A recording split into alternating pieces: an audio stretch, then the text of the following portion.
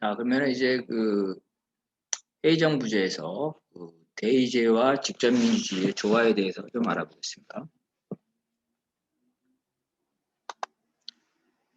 인민주권이 직접민주주의를 중시하지만 유권자가 너무 많을 경우에는 완전민주주의를 할 수밖에 없다는 거죠. 그래서 이제 국민주권과 마찬가지로 국가통치 방식으로 대의제를 중심으로 한다. 그래서 이제 직접민주주의는 유권자가 적은 이제 지방자치의 경우에 이런 경우에 할 수가 있다. 그래서 우리도 구는 몇십만 명이죠. 읍면동 1, 2만 명 정도의 읍면동에서 직접 민주주의를 할 수가 있다.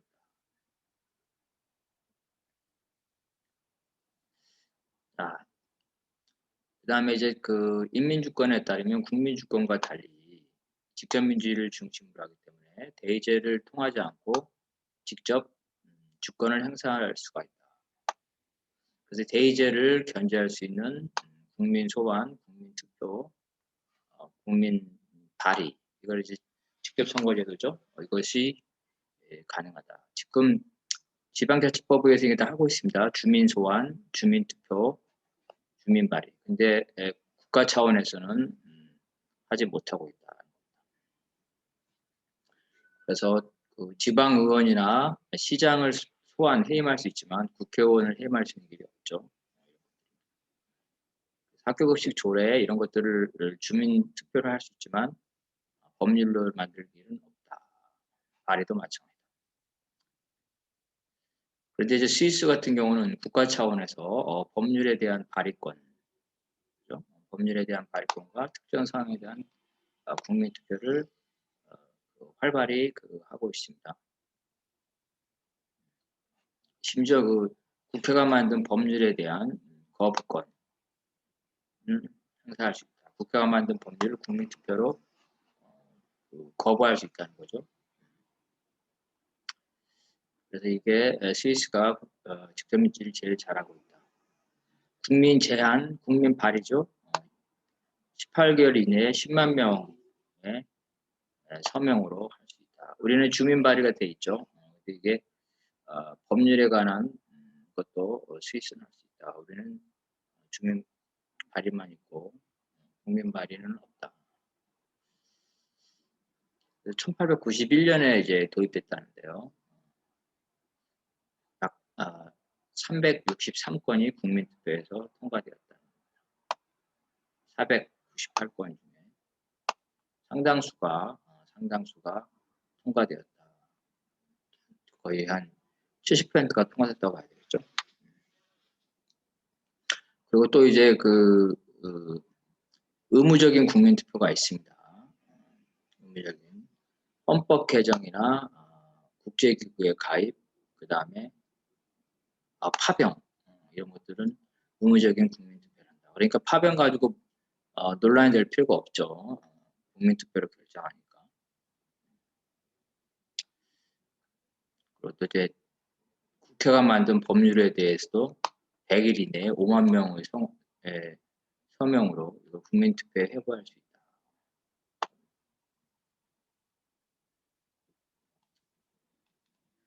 이제 통과 방식은 전체 국민투표 가반수와 총 칸톤의 가반수의 찬성을 얻어야 된다. 그러니까 뭐냐면 국가 차원에서도 가반수가 돼야 되지만 각 칸톤별로 지역국가별로 또 가반수에서 찬성을 얻어야 된다는 거죠. 그래서 이제 제일 게 UN 가입이나 이런 거겠죠. UN 가입, EU 가입, 이런 국제기구에 가입이다. 또 이제 선거를 통한 대표는 자기를 뽑아진 유권자 전체의 결정에 직접 구속된다는 거예요. 인민주권에서. 그래서 이 소환이 가능하다. 대표는 자신을 선출한 인민의 지시나 유권자의 명령을 따른다. 이걸 자유유임이 아니라 기속적 유임이라고 합니다. 국민주권에서는 우리 한국 같은 데는 자유유임이죠. 한번 선출되면, 국회의원으로 선출되면 자기 지역구 주민의 의사를 법적으로 따를 필요가 없어요. 그러나 인민주권에서는 선거 시기뿐만 아니라 평상시에도 다수결로 대표자를 의견을 구속시킬 수 있다. 일상적으로 소환하거나 해임할 수 있다. 국민 소환을 할 수 있다는 겁니다. 대통령, 의원 이런 것들이 가능하다. 지금 단체장하고 우리 법상에 단체장과 지방의원에 대한 주민 소환은 가능한데 왜 국회의원에 대한 이나 대통령에 대한 국민 소환은 왜 없나 이거죠. 또 인민주권은 국회, 대기구를 거치지 않고 중요 사항에 대해서 직접 결정할 수 있다. 이게 국민투표의 법적인 근거다. 자, 봅시다. 또 이제 그 권력 통합과 권력 균형이다. 측면에서 회의정부제와 국민주권, 인민주권 이런 걸 봅시다. 국민주권은 이제 이 대표자가 권력을 남용하지 못하도록 권력 분립, 입법부, 사법부, 삼권 분립을 기본으로 하고 있다. 근데 인민주권은 대표자가 아니죠. 주권자가 직접 주권을 행사하므로 권력 분립을 굳이 할 필요가 없다. 권력 집중이다. 삼권 분립이 필연적이지 않다는 거예요. 권력 집중은 대표자가 할 경우는 권력 남용을 견제하기 위해서 권력 분립이 필요하지만 주권자가 직접 권력을 행사할 경우는 굳이 권력 분립이 필요 없다. 권력 남용이 될 이유가 없다는 거죠.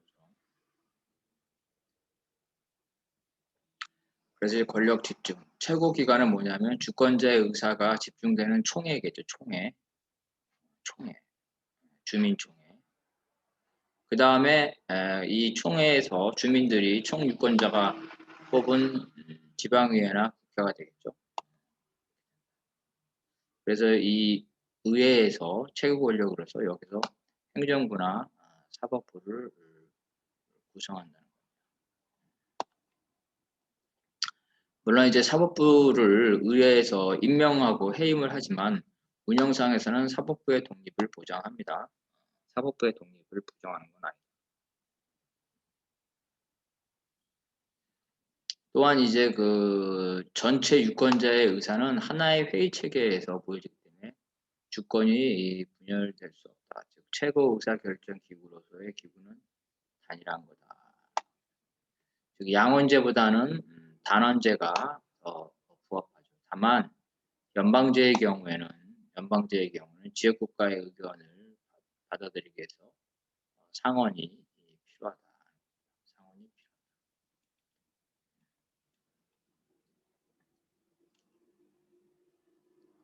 물론 이제 이 상하원으로 하는 게 일반적인데 최고회의 형태처럼 하나의 회의도 할 수 있다. 그렇지만 이럴 경우에는 지역국가의 대표를 배치를 해야 된다는 거죠. 지역국가의 배치를. 어쨌든 인민주권이라도 권력이 집중된다 하더라도 국가 권력의 균형, 남용을 제한할 필요성이 있다는 거죠. 그래서 이거는 국가 권력의 권력 남용은 국민주권처럼 형식적인 상권 분립이 아니라 주권자가 국가 권력을 항상 견제하고 통제한다. 또 인민주권에 따르면 지역에 있는 주민들은 스스로 주권자이기 때문에 자기 문제를 자기가 해결할 수 있다. 국가의 통치권에 반하지 않으면 자기 지방에서 자기 스스로 민회를 구성해서 지방 권력을 창출할 수가 있다. 그래서 인민주권에 따르면 지방 권력을 창출하기 때문에 이 지방 권력이 자기의 그 사안에 대해서는 스스로 결정할 수 있죠. 중앙 권력이 지방 문제에 개입하는 것을 차단할 수 있다. 인민주권의 경우에는 중앙과 지역의 권력 균형이 가능하다. 집단 지도체제. 인민주권은 그 집단 지도체제, 회의제와 같은 집단 지도체에 친숙하다. 인민주권에 따르면 개별 유권자는 직접 그 주권의 일부를 가지고 있기 때문에 대의제를 통하지 않고 자기의 주권의 일부만큼 대한민국의 유권자가 3천만 명이라면, 자, 대한민국의 주권은 성인 남녀 유권자가 3천만 명에 속하고 있죠. 나는 그러면은 주권을 3천만 분의 1을 가지고 있다. 그래서 3천만 분의 1의 주권을 행사할 수 있다. 마포구에 20만 명이 모이면 3천만 분의 20만에 대한 주권을 행사할 수 있고, 마포구에 관한 일은 바로 마포구의 유권자들이 할 수 있다. 그래서 이런 유권자들이 각급 대표 조직을 통해서 직접 자치를 보장받는다.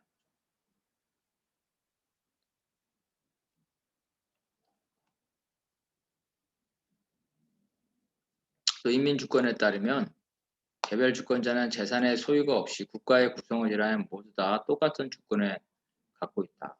투표권이라고 1인 1표, 평등선거, 보통선거가 원칙적이다. 이게 다르죠.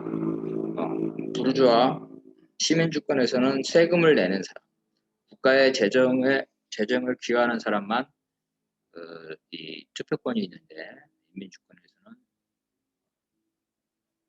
재산이 없다 하더라도 국가의 구성이기만 하면 투표권을 다 가지고 있다.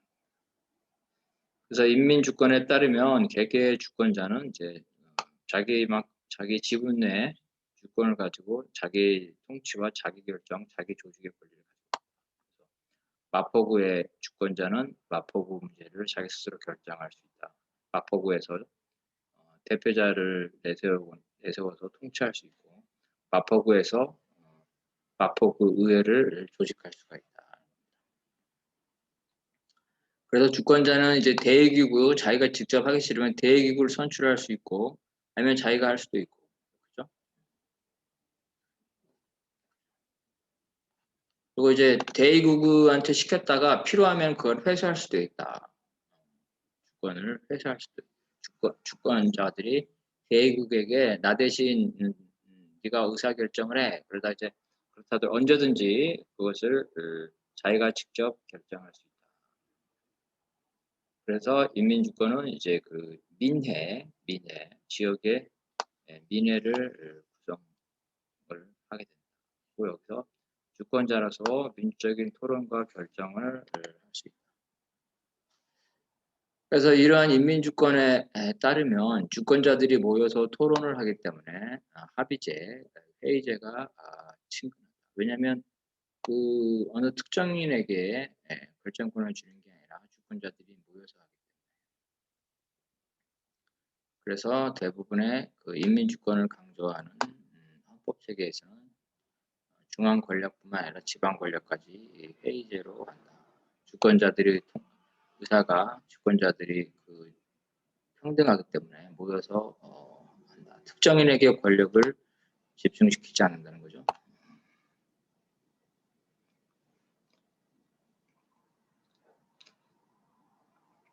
그래서 이제 그 민주적인 토론을 통해서 합의를 최선으로 한다. 왜냐하면 전부 다 주권자니까, 그죠? 의사를 존중해서 합의를 해야 되는데, 합의가 안 될 경우에는 불가피하게 다수결로 한다.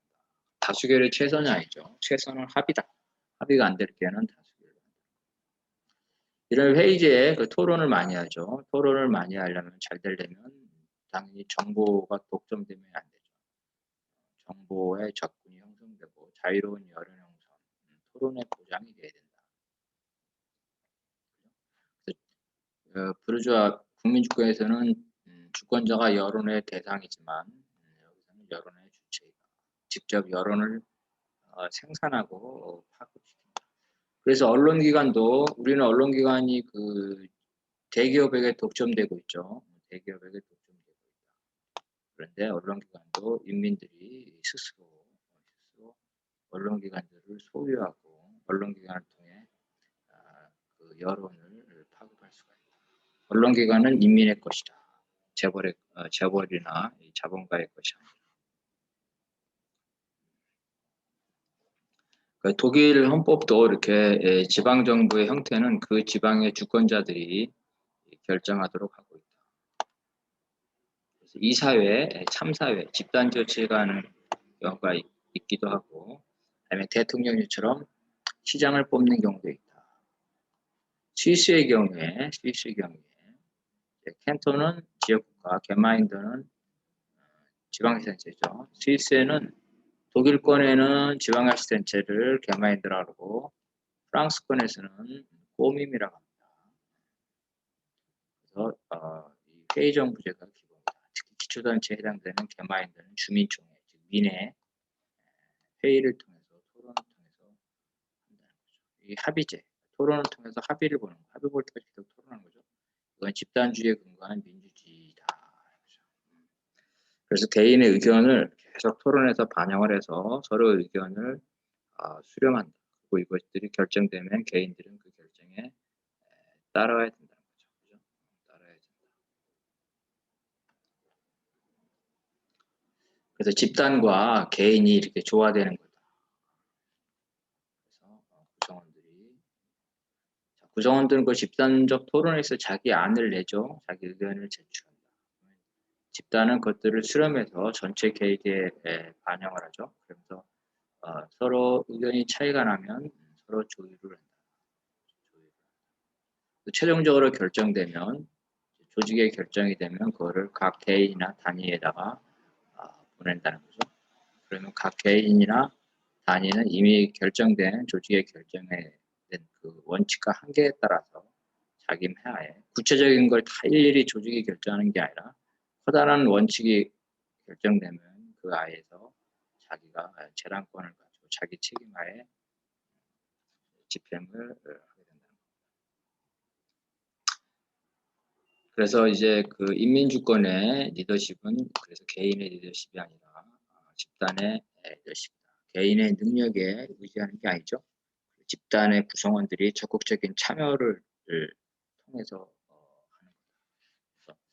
부단한 검증 토론, 그에 따른 다수의 자발적인 동의에 근거하고 있다. 그렇다 하더라도 합의제 회의 기간의 최고 책임자가 있겠죠. 지도자, 국가 수반이 된다. 이게 제1의 유권자이다.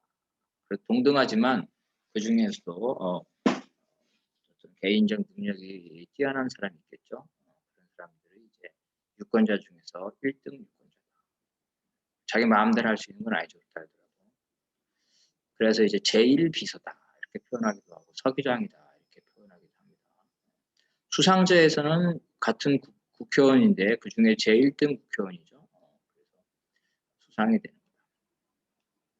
그래서 결론은 이제 코리아 연방공화국 연방제에서는 회의정부제가 적절하다는 거죠. 지금까지 나온 걸 간단하게 정리를 한번 해보겠습니다. 그래서 이제 그 연합제와 낮은 단계의 연방제를 절충을 한 연방제제국으로 통일을 하는데 궁극적으로는 스위스처럼 7, 8개의 지역국가로 인한 연방제가 통일 방안일 뿐만 아니라 새로운 국가 모델이다. 그래서 기존과 전혀 다른 국가상이다. 통일 방안뿐만 아니라 코리아라는 것은 이제 고려를 말하는 거죠. 그래서 남북 해외 모두 한민족이 동의할 수 있는 명칭으로 코리아 연방이라고 할 수도 있겠다. 북에서는 고려 연방이라는데 고려 연방은 이제 북에서 주장하는 거고 코리아다.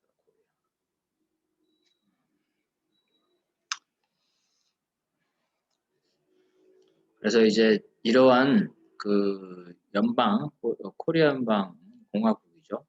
모든 주권이 국민으로서 나옵니다. 다만 이제 이 공화국이 과거의 형식적 민주주의가 아니라 이제 그 실질적인 국민 주권이죠. 실질적인 국민 주권. 그래서 그 국민 주권의 단점을 인민 주권의 장점으로 보완해서 실질적인 국민 주권. 대의제의 문제점을 직접 민주주의로 보완을 하게 됩니다. 그래서 이제 초기에는 북의 사회주의와 남의 자본주의가 있겠지만 시간이 지나면 자본주의와 사회주의를 절충할 수 있는 그 혼합 체제가 필요하다는 겁니다. 그 전까지는 남북이 서로 상호 체제를 존중해야 된다. 북에서도 남의 체제를 존중하겠다는 의사를 표명했다. 코리아 연방제공화국에서 이 체제를 수용하겠다. 현재 그 남의 통일 방안은 자유민주적 기본 질서, 즉 자본주의 체제의 통일 방안을 하기 때문에 북의 체제를 부정하고 있다.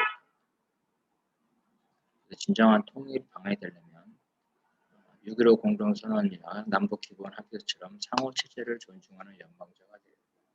그래서 북의 체제를 용인을 해야 된다. 물론 북의 체제, 현재 체제를 용인하지만 앞으로 미래의 우리 체제는 현재의 북과 같은 체제가 아니겠죠. 또 마찬가지로 현재의 남과 같은 체제가 아니다. 일단은 그렇지만 시작할 때는 남북의 체제를 일단은 인정을 해줘야 된다. 그러기 위해서는 남이 북의 체제를 인정해 주려면 보수 정권이 아니라 진보적인 정권이 들어있습니다. 통일 시대의 남측 지방 정부는 진보 정당의 정부이다. 민중 중심의 진보적인 민주정부이다. 이럴 때만이 남북이 서로 상호 체제를 존중하면서 연방제를 할 수 있다.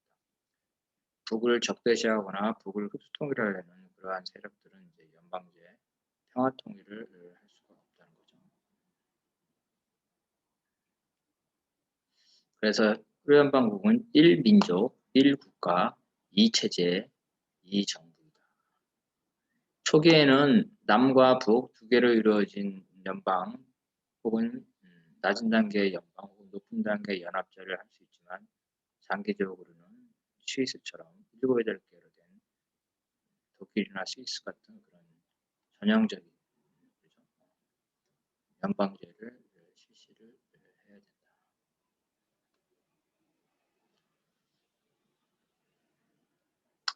그래서 이제 초기에는 초기에는 국방을 각 남과 북이 가지겠지만 점차 군사 문제도 연방으로 넘어갈 필요가 있다. 그리고 이제 외교노선은 자주 중립 비동맹이다.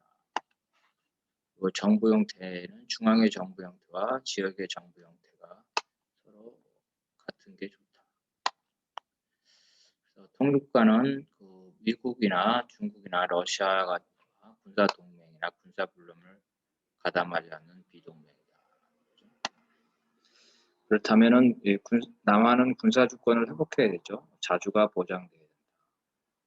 자주가 보장되지 않으면 미국이 동맹을 강요하기 때문에 비동맹 중립 노선이 불가능하다는 거죠.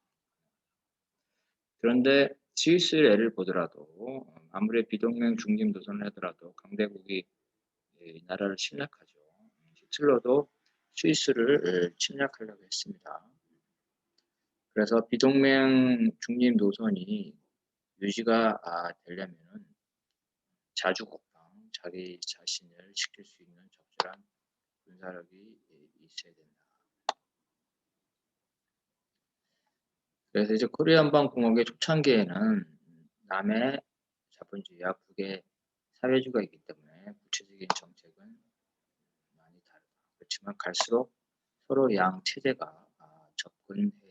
그러기 위해서는 남측에서는 최소한 유럽식의 삼민주의 복지국가 체제로 돼야 된다는 거죠. 북측도 현재보다는 덜 경직적입니다. 현재 북이 북미의 미국의 공격 앞에서 위협 앞에서 약간 경직적인데 전시 사회주의적인 경향을 가지고 있는데 이거를 좀 더 완화해야 된다. 좀 더 부드러운 사회주의로 바뀌어야 된다는 거죠. 그래서 초기에 연방제 초기에는 이와 같이 사회주의와 자본주의가 있는데 남에 있어서는 진보적인 민주정부, 북에 있어서도 이제 좀 더 온건한 사회주의가 필요하겠다. 그래서 이제 통일할 때는 연방제 헌법인데 연방제 헌법은 우리가 봤죠. 그래서 전문은 이제 통일국가라는 부분, 특히 이제 남북이 통일됐기 때문에 남북 사회가 통합해야 되고 일성을 극복해야 된다. 이런 것들을 선언해야 되겠죠. 선언해야 된다. 그리고 이제 이 사회주의 민주주의, 자본주의 민주주의를 다 포괄할 수 있는 민주적 기본 질서다. 그래서 사회주의라도 독재를 허용할 수가 없겠죠. 자본주의라도 독재를 허용할 수가 없다. 그래서 정치적인 민주, 경제적인 민주를 포함한다는 거죠. 자본주의나 그 사회주의는 아니지만 그 사회적인 연방공화국이다. 사회적이라면 여기서 개인과 전체가 상호 공존하고 상부상조한다. 이미 이건 유럽에서도 독일 같은 데도 사회적 법치 국가다. 경제는 이제 그 사회적 시장 경제 질서를 강화해서 혼합 경제적으로 하는데 여기서 갈수록 자본주의와 사회주의를 혼합하는 혼합 경제를 택할 필요가 있다. 대의제와 직접민주주의를 적절하게 조화시킬 필요가 있다. 그리고 이제 직접민주주의를 일부 도입해서 유권자 발의, 유권자 표결, 유권자 소환 제도를 할 수 있다. 국민 소환, 국민 표결, 국민 발의예요. 지방자치에서는 되고 있지만 국가 차원은 안 되고 있는데 국가 차원으로 해서 하자. 그리고 이제 전체 유권자의 의견은 분열될 수 없으니까 대의기구를 구성해야 되는데 대의기구를 구성해야 되는데 자, 이제 양원제나 단원제를 할 수 있는데 만약에 양원제를 안 하고 단원제를 한다면 이 하나의 의회에 지역 대표성을 갖는 상원적인 성격을 포함시켜야 된다는 거죠. 그리고 대의기구가 의회가 최고 권력이라면 그 의회에서 입법부, 행정부, 사법부를 구성한다. 근데 행정부는 상관이 없는데 이 사법부의 경우 구성만 그렇다는 거지 운영은 사법부의 독립을 보장을 해줘야 되는 거죠. 그래서 연방헌법재판소와 연방최고법. 헌법재판소는 연방에 관한 문제를 해결하는 거고 연방최고법은 이제 일반적인 쟁송의 최종 결정권자. 그래서 의회 중심이기 때문에 대통령제처럼 엄격한 삼권 분립은 적용되지 않는다. 의회에게 권력이 집중되어 있다. 그 다음에 이제 남북이 합의를 통해서 통치하기 때문에 합의제 최고 권력기관 대통령 평의회 약 5명 정도가 가능하겠죠. 대통령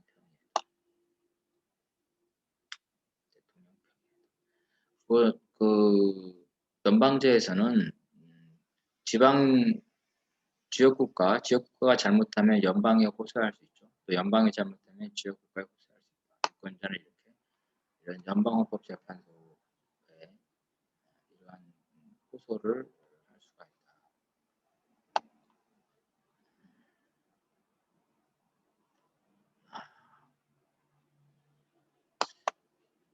그 연방헌법재판소의 결정이 그 무조건 절대적이냐 그건 아니에요. 적절한 의회로 연방헌법 결정도 이걸 갖다가 견제할 수 있다고 봐야 된다. 사법부 만능이 아니라는 거예요. 연방을 실시하는 이유는 이제 인종, 종교, 문화 이런 체제의 이질성 때문이다.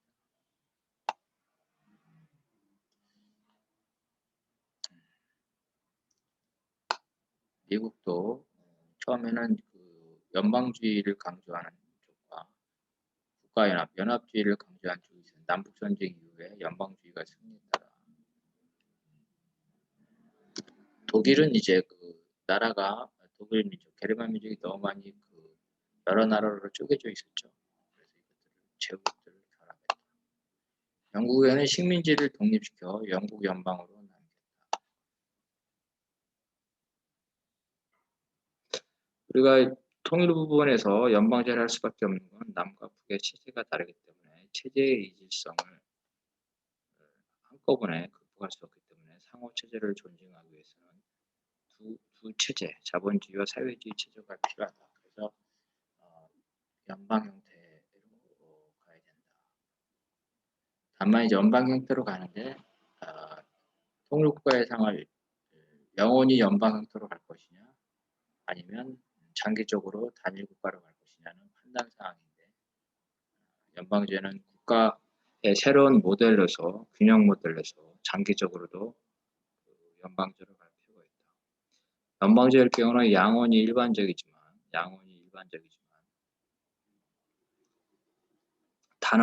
다만 단원제의 경우는 지역 대표성을 추가를 해야 된다. 남북이 동등하게 일정 비율의 의원들을 남북이 동등하게 해서 지역 대표성을 추가를 해야 된다. 그래서 최종적으로 체제가 단일화됐을 때 서구식의 연방제를 도입할 것인지 단일 국가를 도입할 것인지 통일국가의 국민들이 선택할 문제이다는 거죠.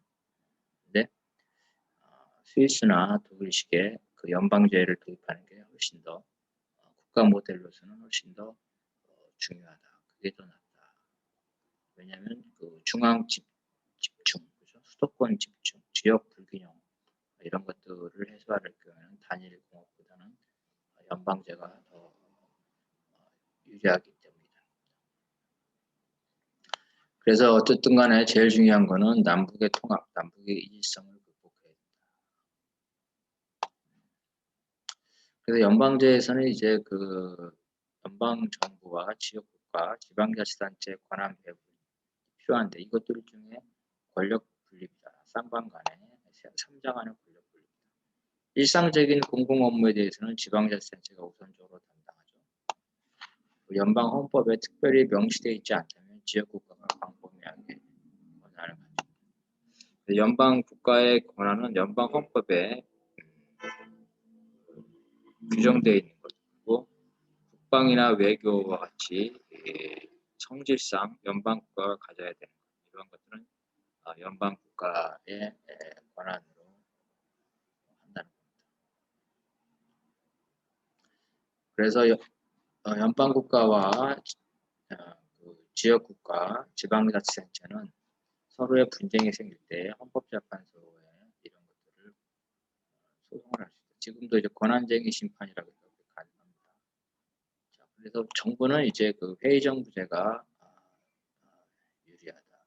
만약에 단원제로 연방국가 단원제를 한다면 예를 들어서 인구 비례로 하는 부분, 그다음에 남측과 북측을 동등하게 하는 부분. 이거는 이제 상원의 요소를 단원제지만 상원제의 측면이죠. 남과 북을 동등하게 한다. 해외의 일정 부분 이런 식으로 해서 예를 들어서 총 300명으로 한다. 예를 들어서 이렇게 할 수도 있다. 200명은 인구 비례, 나머지 100명은 인구 비례로 안 한다. 인구 비례에 의한 경우는 정당명제로 한다. 이런 게 필요합니다.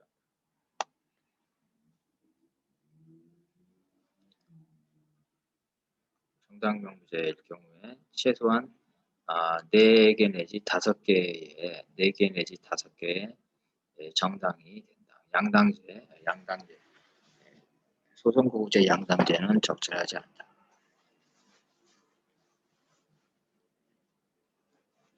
그래서 의회는 이제 의원 중에 5인 이내의 대통령 평의회를 선출하는데 그중에 인구 비례로 3인으로 하고 남측 북측에서 각각 1인씩 하기로 한다.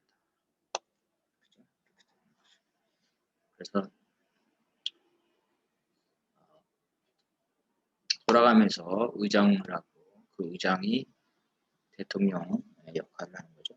대통령 평의회, 대통령의 역할을 조약 체결 선전포고 대통령의 권한을 이제 과반수 결정으로 행사한다. 대통령 평의회 의장이 국가 수반이죠. 국가 수반. 그리고 의회와 대통령 평의회는 서로 견제할 수 있다. 의회는 이제 제적 과반수로 자신들이 뽑은 평의회를 해임할 수 있죠. 평의회는 이제 그 의원 중에서 총리와 장관을 뽑는다. 그러니까 이게 의회에게 권력이 집중됩니다. 의원 내각제랑 똑같습니다. 의원 내각제랑 유사하다. 스위스의 강요회의하고 가장 유사하다. 대통령 평의에는 당연히 총리나 장관 이런 해임할 수가 있겠죠. 해임할 수가 있겠죠. 평의에는 과반수 결정으로 의회를 해산할 수 있다. 의회를 해산해서 새로 구성할 경우 대통령 평의를 새로 선출해야 되죠. 그러니까 의회도 제적 과반수로 평의를 해임하고 새로 뽑을 수도 있고 평의에도 의회를 해산할 수 있다. 서로 견제하기. 의원내각제에서 이렇게 하죠. 수상과 의회의 관계다. 기본권과 경제와 질서다. 자본주의가 됐든 사회주의가 됐든 간에 국민의 기본권은 보장을 해야 된다. 이러한 생명, 가족, 노동, 교육, 주거, 의료 이런 것들은 어떤 체제라도 절대로 침해할 수가 없다는 겁니다. 소유권도 개인의 소비물에 대한 소유권은 사회주의라도 당연히 보장합니다. 어떤 체제라도 개인의 소비물에 대한 소유권은 보장을 해야 된다. 그렇지만 소비물이 아니라 생산수단에 대한 것들은 개인의 소유를 제한할 수 있다. 사회적 소유와 개인의 소유를 혼합해서 할 수가 있다. 특히 이제 그 주요한 산업 공공서비스 일정 규모의 대기업 자동화 시설 이런 것들은 개인의 소유를 합니다. 토지 특히 택지는 개인의 소유를 금지한다는 거죠. 그래서 일정 비율의 약 30% 정도의 공공주택을 항상 연방국가와 지역국가가 공급을 해야 된다. 영세상공인과 농민의 경우에는 경쟁력이 없기 때문에 협동조합을 지원하도록 한다. 그래서 경제는 자주경제를 기본으로 하지만 당연히 그 공정한 대외 교류도 한다는 거죠. 그리고 경제공동체, 동북아 경제공동체 이런 것들이 당연히 필요하겠다. 그리고 시장과 경제 계획을 서로 상호 보완한다. 그래서 개인의 시장과 자유경쟁을 허용하죠. 그렇지만 일정 부분, 국가 부분과 공공 부분은 원칙적으로 계획에서 운영한다는 거죠. 법률이 정한 규모 이상의 사업장에서는 반드시 노동조합을 두도록 하고 노조는 그 사업장의 경영에 참여하도록 한다. 노사 공동결정 및 독일 같은 셈이 하고 있는 겁니다. 외교안보는 아까 말한 것처럼 비동맹 중립, 블록 불가담 중립 노선으로 하게 한다. 그래서 이제 대통령 평의회가 이제 군대를 통솔하죠. 모병제를 원칙으로 한다. 징병제가 아니라. 왜냐하면 자기가 군대에 가기 싫은 사람은 군대에 안 갈 수도 있다는 거죠. 모병제를 원칙으로 하는데 비상사태의 경우에는 징병제를 한시적으로 운영할 수 있다는 겁니다. 그래서 대통령 평의회는 이제 연방군을 관장하기 위해서 평의회 의장을 중심 위원장으로 하는 국방위원회를 설치. 국가안전보장회의랑 비슷한 겁니다. 국방위원회. 그래서 국방위원회가 국방에 관한 문제를 해결하도록 한다. 코리아연방공화국의 형성 과정을 보면 이제 재헌헌법을 발의를 하죠. 발의를 한다. 그래서 남북 순회가 회동을 하고 강요 남북 국회 재헌기구를 만들어서 재헌안을 합의하는 거죠. 그걸 총투표를 하는데 남북 각각 총투표를 한다. 남북 각각의 총투표. 그래서 코리아 연방공화국이 성립이 되죠. 처음에는 1국가 2체제 2정부일 거다. 그죠? 1국가 2정부. 그래서 남측은 자본주의가 되고 북측은 사회주의가 될 거다. 그렇지만 시간이 지나면 체제를 점점 수렴할 수 있죠. 혼합체제다. 자본주의와 사회주의의 혼합체제로 할 필요가 있다. 그래서 이제 지역 국가도 헌법이 있죠. 미국에 보면 주의 헌법이 있습니다. 그래서 연방 국가는 지역 국가도 헌법이 있다. 정부 형태는 가능하면 그 연방 국가와 같은 걸로 한다. 가급적. 그래서 가급적 회의 정도로 일치시킨다. 그래서 처음에는 그 연방 헌법에 반하지 않는 한 경제 질서를 따로 할 수 있다. 그래서 남은 자본주의, 부분 사회주의로 일정 부분 같이 유지할 수 있다는 거죠. 마찬가지로 외교의 권한도 일부 가질 수가 있다. 처음에는 지역 국가가 남과 북이 군사를 갖지만 시간이 지나면 이 중무장, 첨단 무기는 연방 국가가 가져가고 지역 국가는 경무장이나 국경수비대, 치안 유지, 경찰을 둘 수가 있다. 지방자치를 보장하죠. 지방자치는 지역국가의 권한이죠. 그래서 읍면동을 지방자치화해서 유권자 총회, 민회를 운영한다. 민회는 이제 읍면동이죠. 읍면동, 민회를 개최를 한다. 일정한 동장이나 혹은 유권자의 요구로서 민회를 개최하고 전체 유권자의 10분의 1 정도의 출석으로 민회를 개최한다. 과반수가 아니라 10분의 1 정도만 참석하더라도 민회는 유효하다는 거죠. 네, 여기까지.